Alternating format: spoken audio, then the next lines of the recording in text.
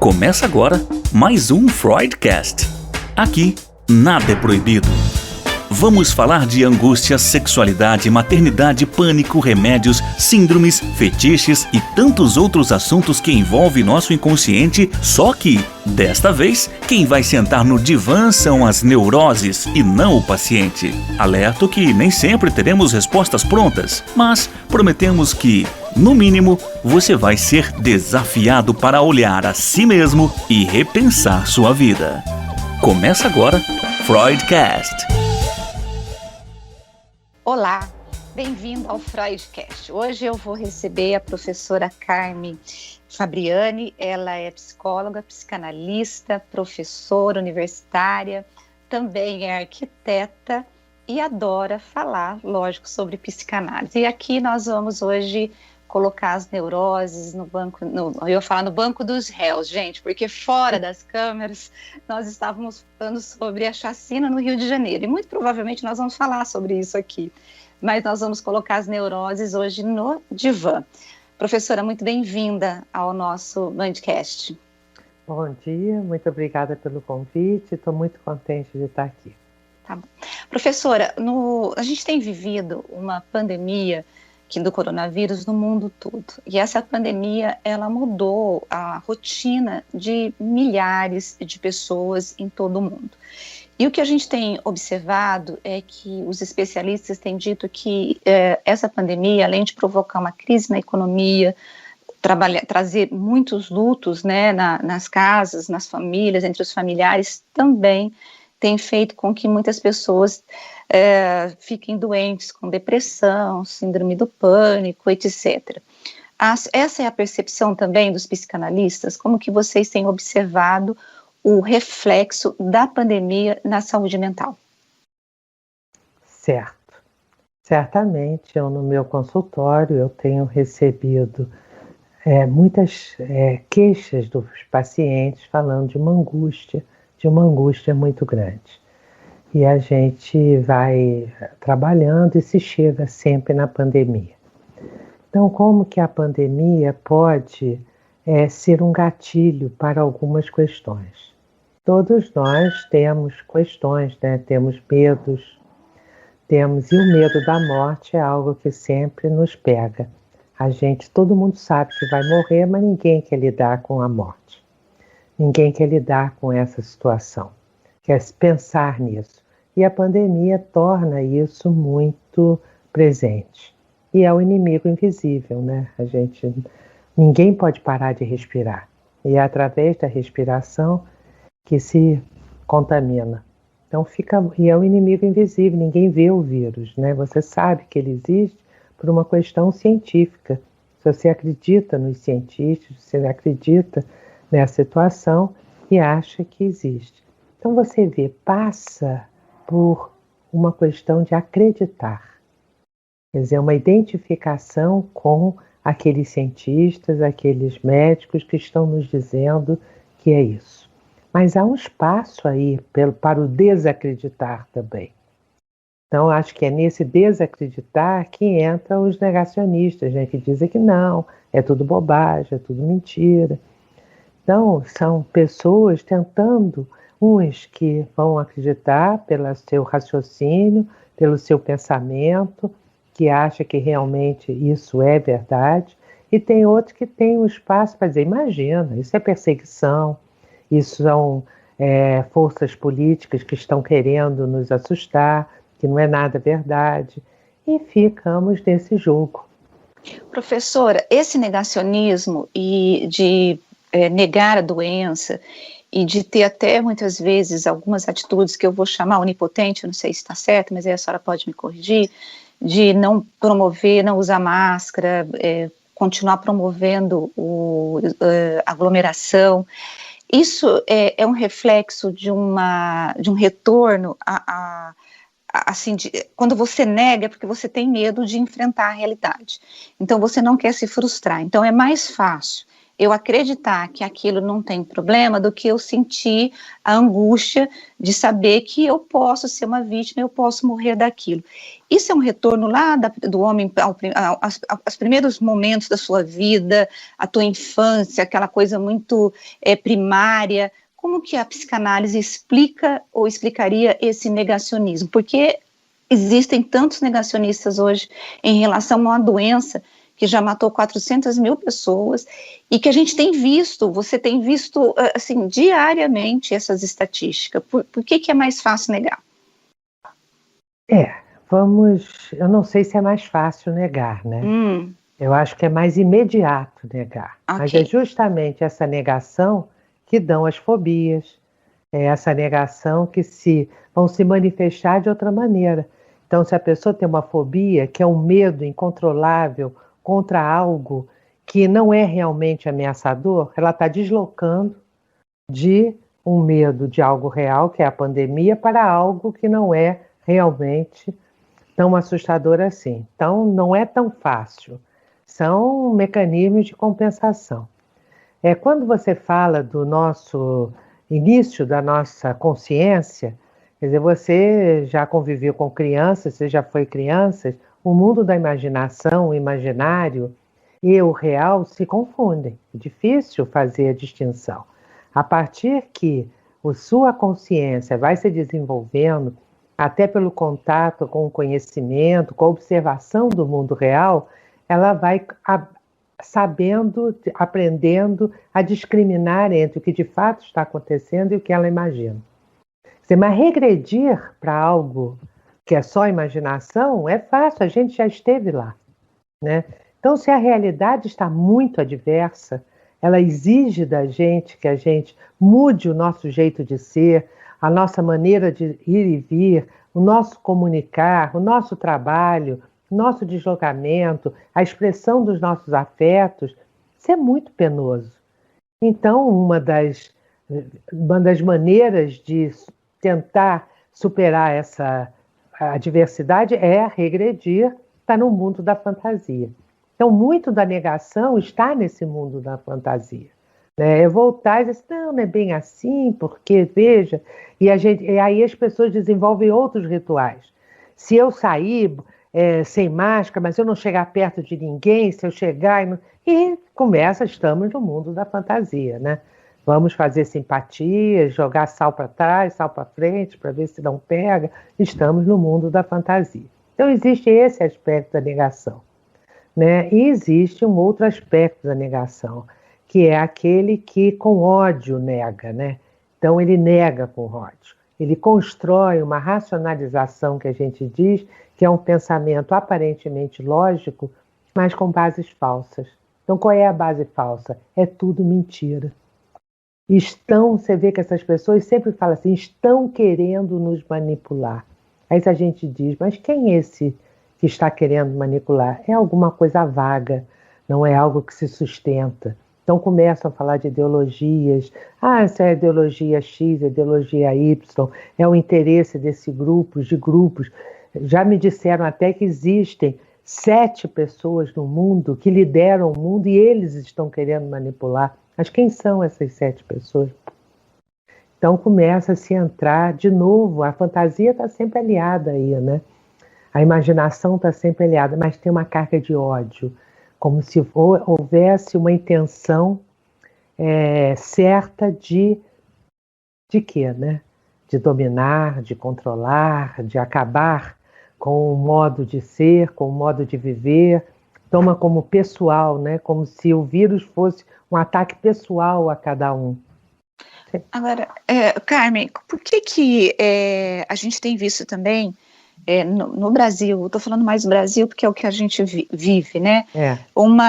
O vírus, ele já vinha das últimas eleições, uma divisão muito grande entre grupos, famílias, amigos, e aí contaminado pela ideologia, mas que trouxe para o Brasil, por exemplo, pessoas que ofendem o próximo, que têm externado o ódio, discriminação, preconceito, e não se envergonham de se colocar isso. A impressão que eu tenho é que há uns anos as pessoas poderiam pensar daquele jeito, mas elas não tinham coragem de exprimir. agora elas estão legitimadas para irem para as redes sociais, ou muitas vezes nem nas redes sociais elas se manifestam, né? O que fez com que essas pessoas passassem a exprimir esse ódio sem, vou dizer assim, sem nenhuma vergonha e não achar que isso é errado? Essa é uma resposta interessante, né? Uma pergunta muito interessante, né? Como se a censura tivesse se modificado, né? Não haver mais uma censura social, né? Então a gente vê o que aconteceu. Em primeiro lugar, a gente pode dizer que a pessoa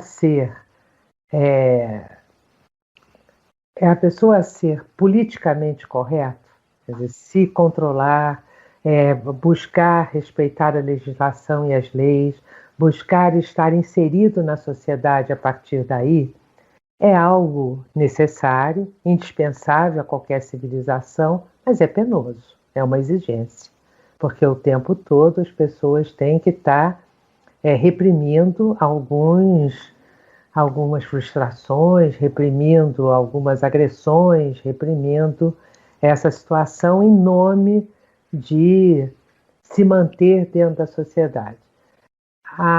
Mas as discriminações, mas as separações sempre existiram, os nós e os eles sempre existiram. E existiram tanto na cultura quanto no indivíduo. Desde pequenininho existem os nós e os eles. A gente vê as crianças de 8 anos, a turminha dos meninos, a turminha das meninas, nenhum não fala com o outro não fala com um. Há uma desconfiança em relação ao que é diferente. Há uma insegurança com relação ao que é diferente. Essa diferença pode ser de gênero, pode ser de etnia, pode ser de ideologia, pode ser de várias coisas, mas há uma diferença. Então, há um temor. Você, para superar a diferença, você tem que ter o que dentro de você? Uma curiosidade justamente pelo diferente. Você achar que o diferente é bacana, que o diferente é legal, que o diferente acrescenta. A curiosidade de vamos ver o que aquele que é diferente tem a acrescentar ao nosso modo de viver. Que só o igual só dá respostas iguais para os desafios da vida. E convivendo com o diferente é bacana.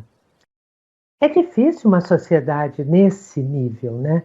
Ela requer muito amadurecimento de cada indivíduo, de todas as suas regulamentações, etc. O que eu percebo no Brasil, o Brasil ele é um país muito violento no sentido de que a violação, violento vem de violar, né?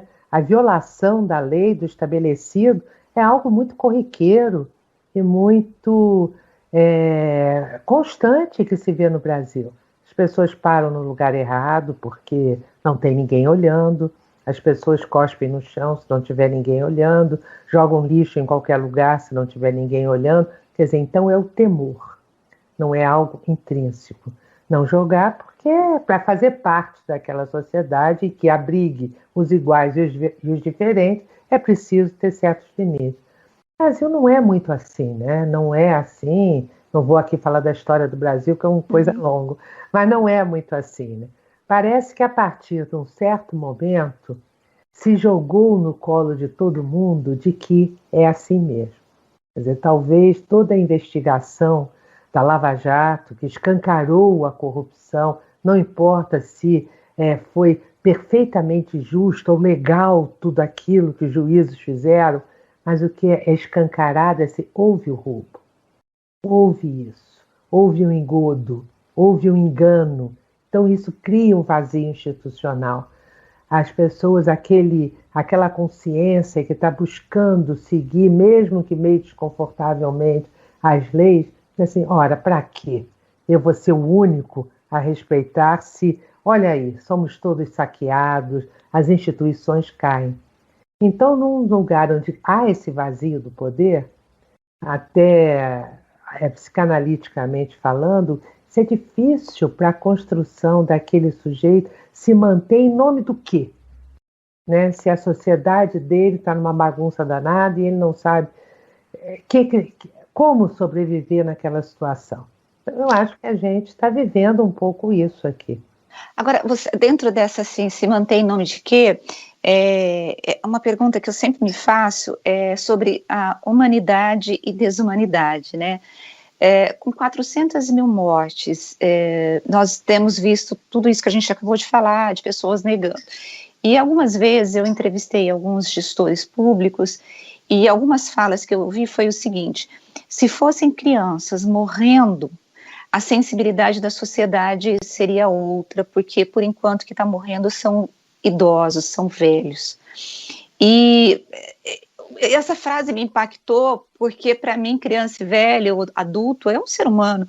Você acha que nós estamos desumanizados, é uma sociedade mais desumanizada em relação à psicanálise? Como que a psicanálise veria essa frase, se fosse possível analisar, claro? É muito interessante, né? Aí já está uma negação, porque quem falou isso, se ele acredita nisso, ele não está se dando conta que ele será um velho um dia. E ele está esperando o quê? Ele ser tratado com esse descaso quando ele for velho. Ou ele acha que não vai ficar velho, ele vai morrer antes. Porque a questão é essa, né? A impressão que eu tive quando ele falou isso era do descaso mesmo, de não valorizar, sabe, o idoso. Sim. Mas então ele não está se valorizando, porque ele não está se dando conta que ele será um velho. Então ele não está. Então já há uma crise aí nele, né? Mas vamos deixar esse individual aí, vamos pensar no todo, né?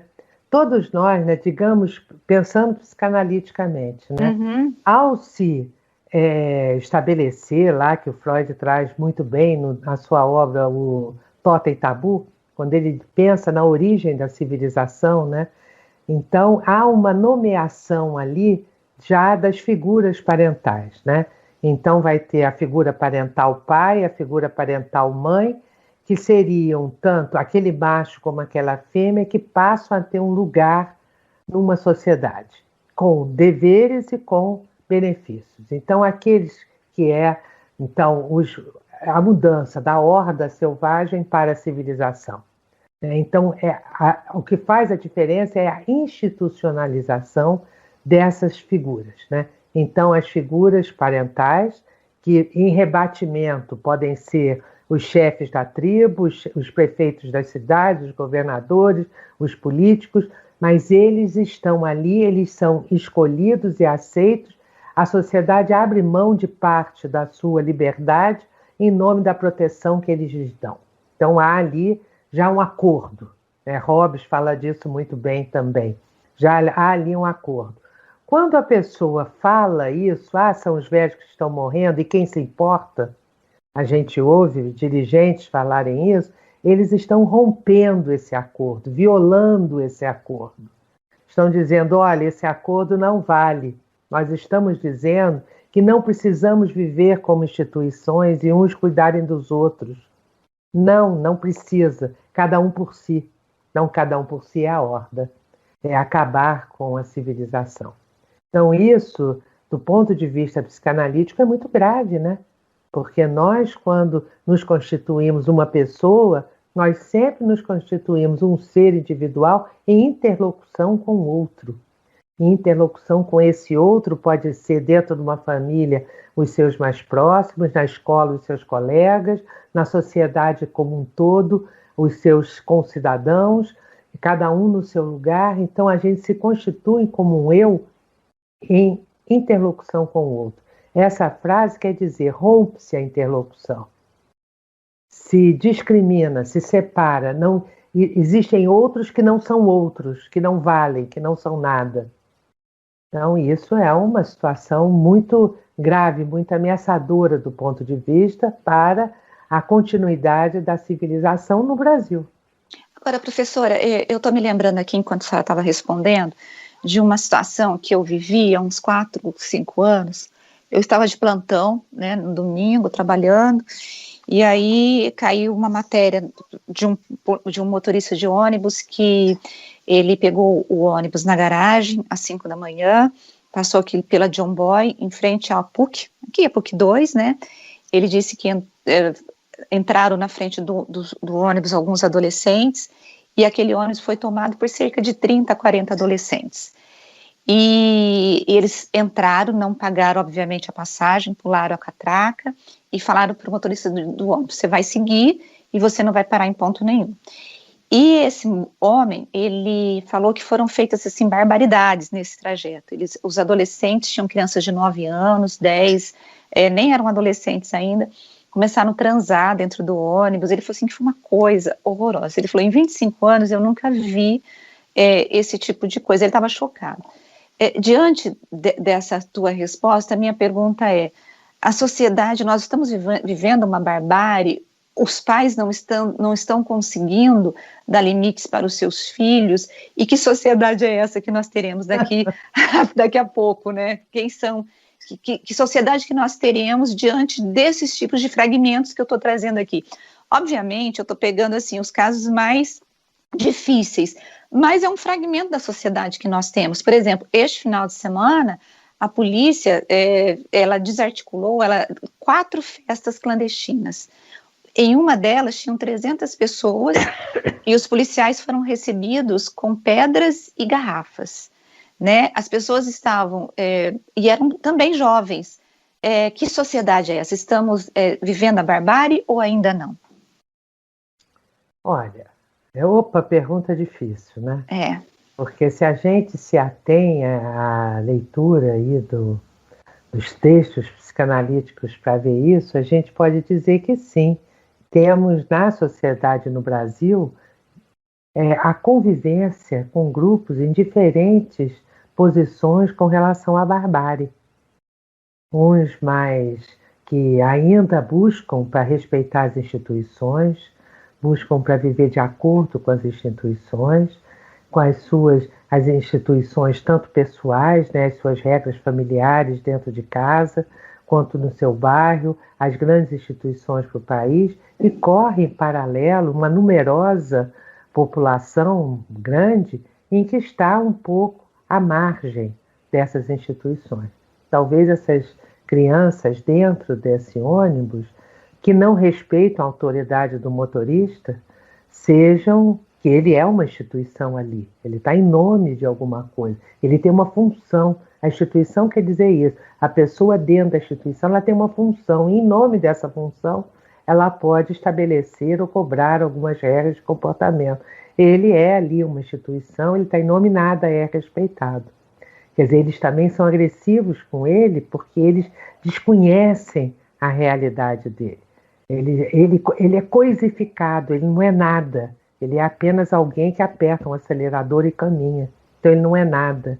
E o temor que ele tem, né, dessa violência que pode se depositar sobre ele também. Então convivemos com isso, que é a lei do mais forte, que é a lei que não respeita nenhuma regra, é uma sexualidade assim um pouco desvairada, né, que é só expressão da sua pulsão, dessa sexualidade, sem nenhuma reflexão. Quer dizer, o simbólico não se coloca aí, né? Porque nesse processo de desenvolvimento, nós vamos passando do imaginário, que é a fantasia, para o mundo simbólico, né? Que é um mundo, então, onde se atribui sentido e significado às coisas.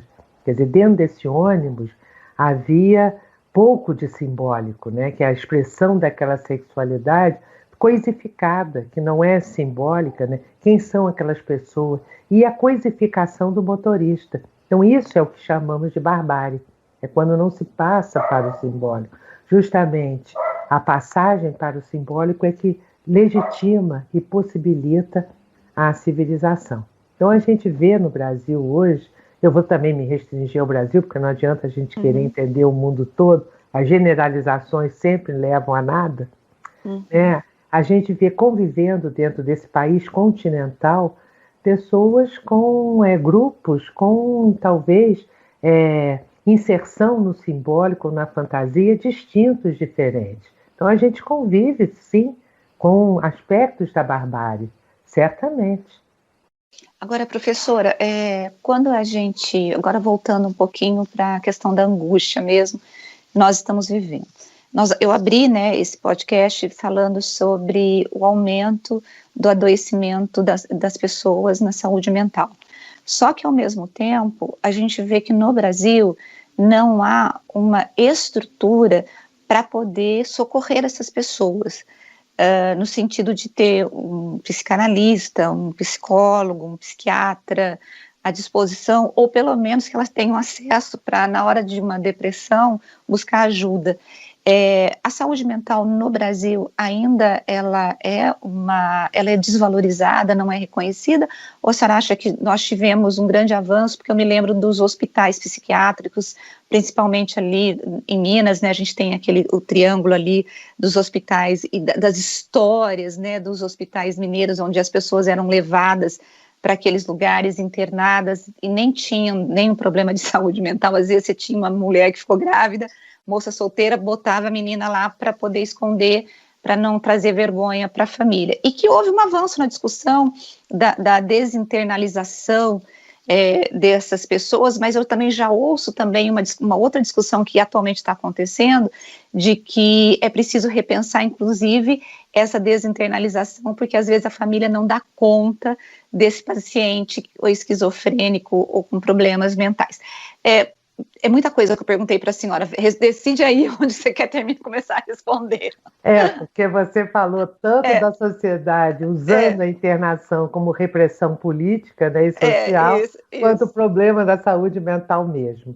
Eu vou ficar com esse segundo problema, a saúde mental mesmo, né? Uhum. A sociedade brasileira, eu acho que na história de cuidar da saúde mental, olha, a gente teve um dos primeiros hospícios no Brasil, que é hoje a sede da UFRJ no Rio de Janeiro, que é aquele prédio belíssimo, foi um dos primeiros. Tem a Anísio de Oliveira, que fez um trabalho belíssimo ali, mas não vamos falar das exceções boas, vamos falar do geral, né? Uhum. A doença mental sempre incomoda, porque todos nós, não tem aquela piada que diz que de perto todo mundo é louco? Ou de médico de louco todo mundo tem um pouco? Uhum. Quer dizer, o desequilíbrio, o desarranjo psíquico, que a gente chama de doença mental, que é quando a consciência não dá conta de enfrentar as frustrações da vida e adoece, né, que tem sintomas distintos, mas adoece nos seus vários sintomas, quer dizer, numa dificuldade de lidar com a realidade, com as frustrações, com os desafios da realidade, ela é muitas vezes maltratada, porque ela é jogada para debaixo do tapete. As pessoas têm dificuldade em reconhecer que os seus familiares têm alguma dificuldade, os escondem, ou os próprios governos os escondem. Porque vem cá, igual esse dirigente falou aí, você pegar um bebezinho bonitinho, uma criança linda, e tratar dela para ela ficar boa, para ela se recuperar, dar um sorriso, é uma coisa, né? Agora, você tratar pessoas muito adoecidas psiquicamente, em que a possibilidade de recuperação e atendimento, a cura, digamos, muitas vezes é inalcançável. Então, são pessoas que estão sempre elas precisam de uma assistência constante. Como que o Estado vai determinar uma verba tão grande de dinheiro se ele tem que escolher? É respirador ou é doença mental? Cuidar disso ou cuidar mais uma coisa para cuidar do câncer ou é doença mental? Infelizmente, a doença mental acaba sendo o primo pobre, onde não se investe, né? Você queria falar alguma coisa? Eu queria, da fala desse gestor, né, desses gestores, talvez eu não tenha me expressado bem. O que ele estava falando é o seguinte, é que a sociedade não estava se importando com a morte, porque eram mortes de idosos e não de crianças. Segundo esses gestores, se fossem crianças, a sociedade respeitaria o isolamento social, manteria o uso das máscaras. Eu não sei se realmente aconteceria isso, porque eu acho que não. Eu acho que iria negar de tudo aquilo que você falou, que é muito menos sofrido você não viver a realidade, né? Por que é tão difícil viver a realidade, professora Carmen? Por que a gente foge? Porque a realidade é punk, né? Digamos assim. Uhum. A realidade não leva em conta os nossos anseios. Se a gente quer que não chova, vai chover se tiver que chover. Vai ter o vendaval se tiver que ter, vai ter o tsunami se tiver que ter, vai ter a inundação se tiver que ter. E isso da realidade das forças da natureza, né? Então ela se impõe, e com uma magnitude que nós somos reduzidas à nossa dimensão mais frágil. Então já nos assustamos com isso. Já nos assustamos com a possibilidade da morte, do envelhecimento, da decomposição. O envelhecimento com a perda das funções, a perda das suas habilidades, ficar feio, ficar mal, ficar encurvado. Então, isso é uma ameaça imensa. Então, vamos fazer de conta que isso não existe, né? E a sociedade vai... Então, a realidade, ela tem o seu curso, ela segue o seu curso, independente do que a gente gostaria que fosse ou não. Esse já é um grande desafio da realidade. Um outro grande desafio da realidade é aquele que eu falei no início, a interlocução com o outro. Então eu escuto os jovens dizendo assim, o que eu quero é viver um grande amor.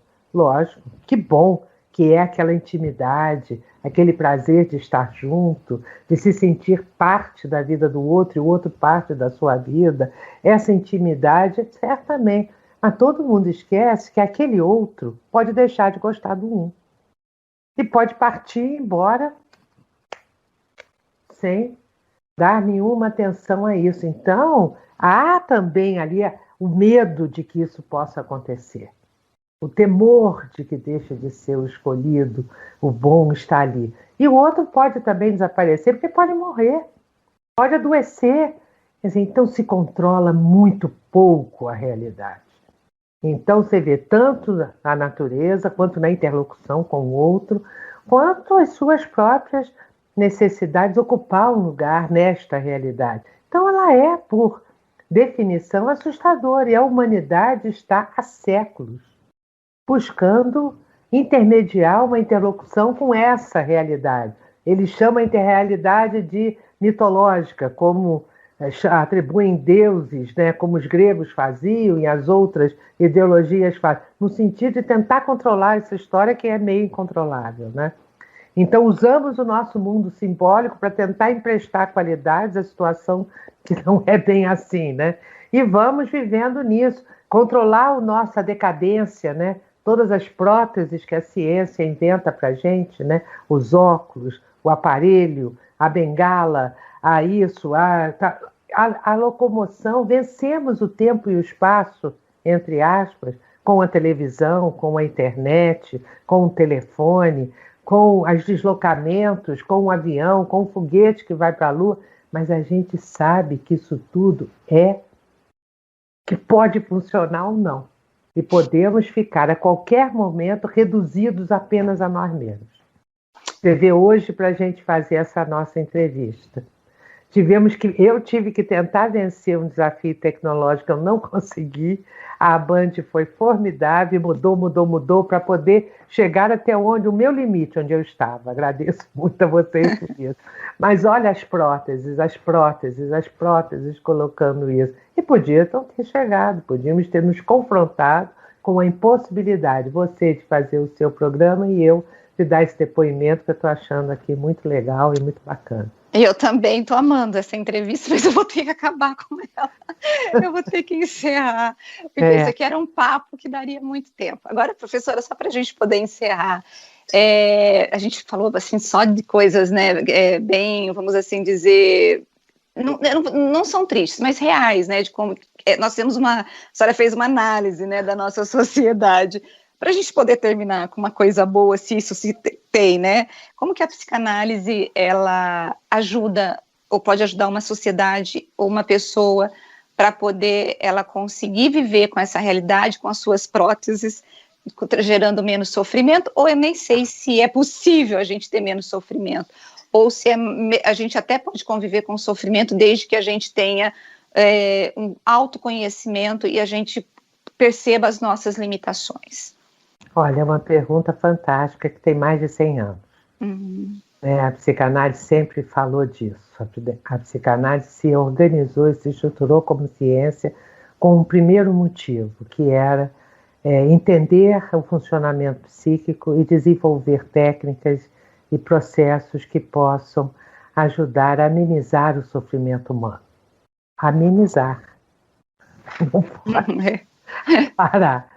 Então, amenizar. Então, a psicanálise pode, tanto do ponto de vista clínico, que ela precisa se popularizar, o SUS é fantástico, porque ele realmente, antes de SUS e depois de SUS, é outro mundo, com todas as dificuldades que o SUS tem, com todos os problemas que o SUS tem, o SUS conseguiu levar o apoio psíquico à saúde mental.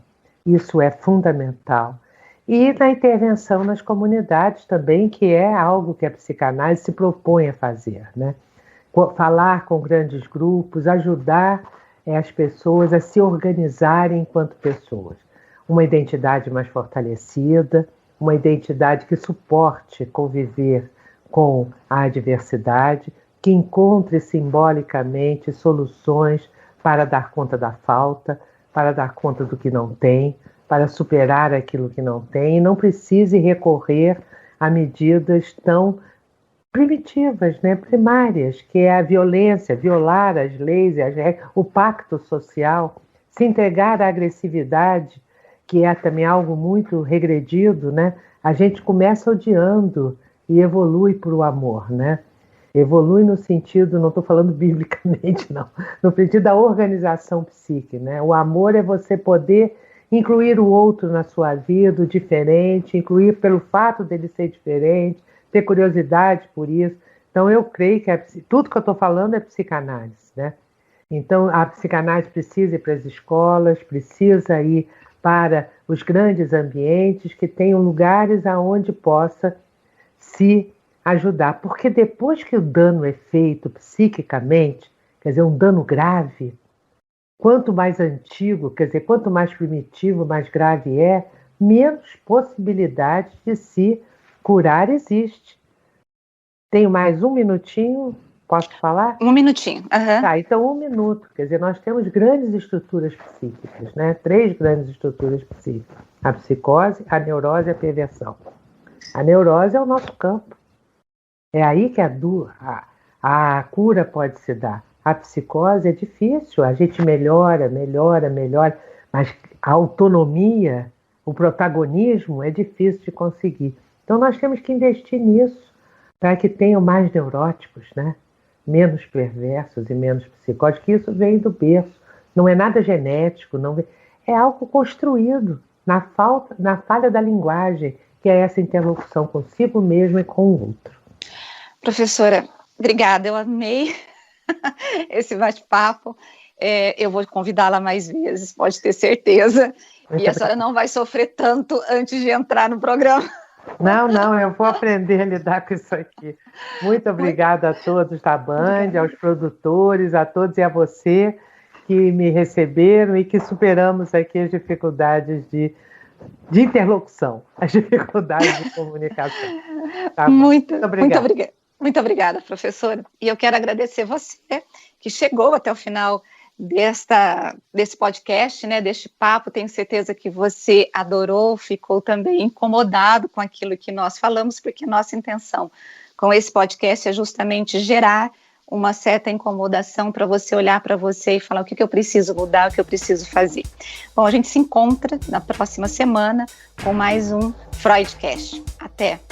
Beijo para você. Tchau, tchau.